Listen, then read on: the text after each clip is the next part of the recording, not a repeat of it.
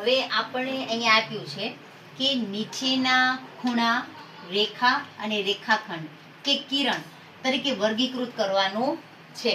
હવે તમને અહીંયા આવી રીતના ખાલી જગ્યા આપવી છે, બરોબર.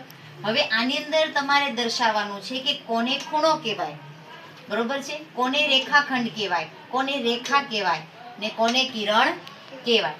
તો જો આ પહેલું છે, આ ખૂણો એ, તો એને શું કહેશું આપણે? ખૂણો. શું કહેશું? ખૂણો. પછી બીજું છે ખૂણો BAC, બરોબર. તો જો અહીંયા એકે પણ નિશાની છે નહીં. અહીંયા શેની નિશાની છે? આ ખૂણો, એટલે એને આપણે કહેશું ખૂણો.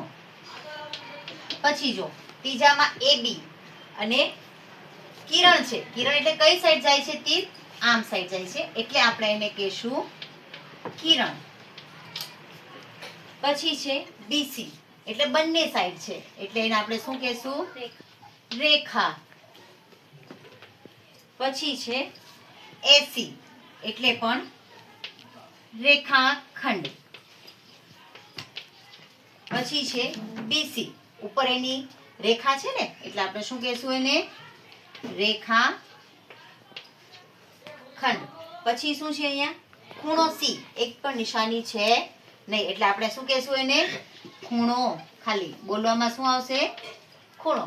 એવી જ રીતના 8માં છે AC. AC એને આપણે